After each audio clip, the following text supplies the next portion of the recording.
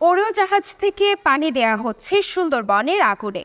সুন্দরবন পূর্ব বন বিভাগের চাঁদপাই রেঞ্জের জিউথারা স্টেশনের আমর বুনিয়া টহল ফাঁড়ির লতিফেরছিলা এলাকায় লাগা আগুন দ্বিতীয় দিনের মতো জ্বলছে।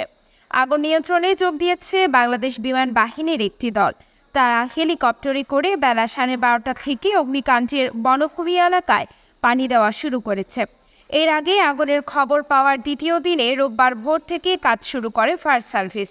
তাদের সহযোগিতায় বন বিভাগ ও স্থানীয় স্বেচ্ছাসেবকদের পাশাপাশি যোগ দেয় কোস্টগার্ড ও নৌবাহিনীর দুটি আলাদা দল।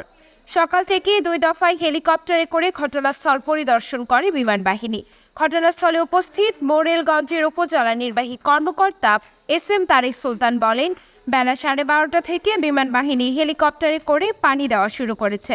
পাশাপাশি ফায়ার ফাইটিংয়ে নিযুক্ত ফায়ার সার্ভিস কর্মীদের কাজে সহযোগিতা করছে বন বিভাগ, স্বেচ্ছাসেবক নৌবাহিনী, কোস্টগার্ড, পুলিশ, উপজেলা প্রশাসন, জনপ্রতিনিধি সহ স্থানীয়রা। আগুন এখন অনেকটাই নিয়ন্ত্রিত অবস্থায় আছে বলেও জানান তিনি।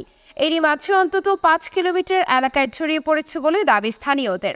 বনাঞ্চলের ঝুঁকি বিবেচনায় রাতে অগ্নি নির্বাপন কাজ স্থগিত থাকলেও রোববার সকাল থেকে আবারও কাজ শুরু করেছে বন বিভাগ, ফায়ার সার্ভিস, স্থানীয় বাসিন্দা ও স্বেচ্ছাসেবকরা।